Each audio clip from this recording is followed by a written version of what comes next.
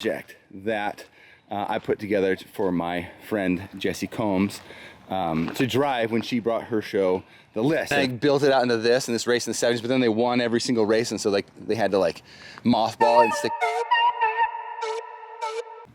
Hi, my name is Tate Morgan, and this is my 1991 Mazda Miata off-roadster. So I created the Gambler 500, and when we kind of broke the internet, we had a bunch of like people come out and want to race, and that's not 500. And when most people think of Gambler 500, they think of kind of like stock hoopties, like an old SC400 or an old Pontiac Vibe.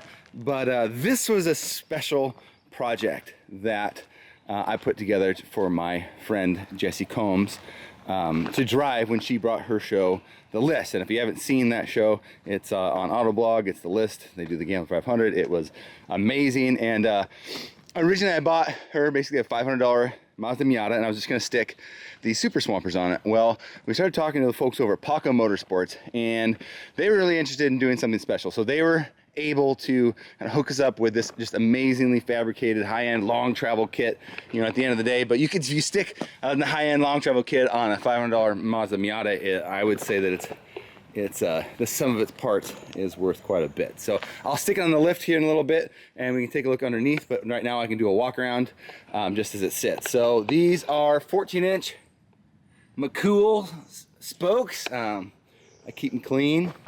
These are 28 by 9.5 Super Swampers, like a R14. Like I said, there's AFCO coils on it, and then the Paco long travel uppers and lowers, and it's got the extended brake lines, and then of course being rear wheel drive, it's got the extended half shafts in the back. So the kit comes with these metal fender flares that we had to of course cut and then integrate into the body. The paint job is something that I got a good buddy, Derek Vogue, who's a retired graffiti artist, to paint, and it's actually an homage to like the old school like Can-Am cars. So I wanted, like, my thought process on this was like, what if in like the 70s Baja world, like a time capsule, a time warp like opened up, and they got a hold of a 1991 Miata, and then they built it out into this race in the 70s, but then they won every single race, and so like they had to like mothball it and stick it away, and then I found it and drug it out of a barn. So it's supposed to be patinaed. Actually, when Jessi, after she got done racing it during the Gambler, I basically clear coated it, and so a lot of that dirt and stuff is stuck on there. And for those of you that don't know Jessi Combs, she was a very, very special friend of mine and a very special person to a lot of people in the off-road world. So check out the Jessi Combs Foundation. They do a bunch of really neat stuff. She left me with a message on this car to send it, and that's why this car gets used and driven. And it actually did sit in the World of Speed Museum for a good 6 months. But this, she wasn't a big fan of, you know, she likes to go have fun, so we still go have fun. People love seeing this thing out there. We take it out to all of our Hooptie Cross. We take it to our Hooptie Cross events, which is our race events and everything. People love it. We try to get more women in motorsports involved and out there driving this thing. So if you're interested and you come to a Hooptie Cross event, we're going to be at the Mint 400 this year. The OG, the big Gambler 500 rally, is June 25th through the 27th here in Oregon. Gambler500.com is how you get signed up to do that and kind of figure out what more and more is the. And don't worry about bringing something like this out.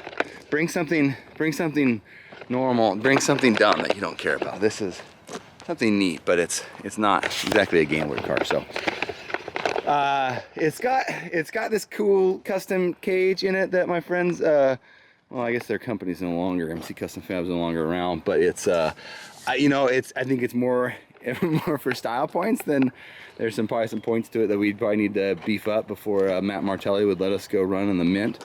The interior is basically stock, just covered with mud and gutted. So the quirks and kind of fun, we celebrate this car's mistakes, right?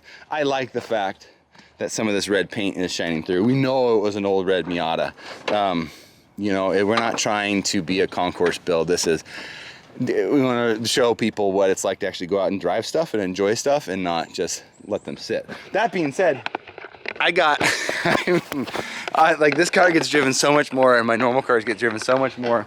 You know, I got in the rock crawling scene, and then we got to have portals and tons, and you got to build a pre-runner with the custom long travel suspension. You got to get yourself a Fiat truck. We built that truck with dirt every day, and if you guys want to see more of that, I'd be happy to walk through them. But I mean, what's better than a lifted Miata? So there it is. I've got some. I mean, this thing is. I mean, it's been ran through the paces. It's been on a bunch of 500-mile rallies. When we get it up there, there was a couple spots that Jessi had to weld on the old link. I've got my duct tape stuff. Yada yada blah blah blah. Okay. All right, guys. We've probably got enough of the exteriors. Well, we can walk through the custom bumper. I like the idea of leaving it exposed. I did put a clear on it. I should probably come back and maybe take some of that rust off. You can see somebody backed into me at an event in a green Subaru. He felt bad. And then it's got a full custom tire carrier on the back, and of course with twice pipes. This is funny. This is a special purpose tag because it actually qualifies as a vintage vehicle here in the state of Oregon, so I don't have to DEQ it. But it is. I mean, it doesn't see a lot of road. It is a special purpose rig. It's only for events and parades, I guess, or every once in a while I'll take it down to the corner store. Seen our Larry Chen autofocus episode of this, and also even with the Jessi episode. The original 1.6 was completely anemic, low on compression. So my buddy and I, Chris Hiltz, Competitive Automotive in Salem, swapped a NB 1.8, no, 2.0. No, we swapped an NB 1.8 out of there. It's about 10-year newer motor, and actually inside looks really fresh, looks really, really nice. So it's got a little bit more pep in the step. We used the Fly Miata kit to swap it over. It's not anything hyper, aggressive or interesting. This thing is built for reliability, not for speed. Because when you're in the dirt, something this light, you don't need more than 130 horsepower or whatever. All right, let's get this thing up in the air. See more of this thing. We had it on Jay Leno's Garage. I think it's season 4, episode 14. It was on Donut Media. The Cardboard came out, James Pumphrey and that crew. Been on a bunch of Hoonigan stuff. I always promise Zach that he can drive it, but then I always break it before he gets a chance to do it. B is for Build, a bunch of awesome YouTube channels. Gambler kind of acts as a platform for content. We're not big on this whole YouTube thing, but we want all these YouTubers to come out and do fun stuff with us. But by the way, if you do want to see more of either of these two rigs, this thing's got some neat goodies underneath it. Let us know in the comments, and maybe we'll do another Burro build. But this is the Miata up in the air. I'll flip my camera, do around. Those oil stains are not from the Miata. Looks good, looks good.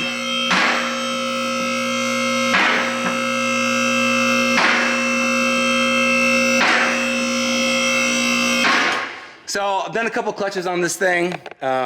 It's got the rear end out of an NB because I forget what the gear ratio is. We swapped out some like 539s or something for the back end. It is Lincoln locked in the back, so we're basically running it spooled. And then you can see these awesome, massive arms from Paco Motorsports. Uppers and lowers, completely adjustable, and you can see that we have not been afraid to drive this thing. And these things have really stood up to all the abuse that we've given them. So here's the front. And these AFCOs, which are probably tuned more for the track. With that being said, I've hucked this thing and it's taken most everything that we could give it. It went around the infield at King of the Hammers. Terry Madden drove it, and he said he took the whoops at like 50, and he said it soaked it up just awesome. So of course this big manufactured skid plate, I built that for our rip at the donut garage down there at Hoonigan, because we launched this thing off the loading ramps with my buddy in his 912 Porsche. It's just basically straight piped with a glass pack.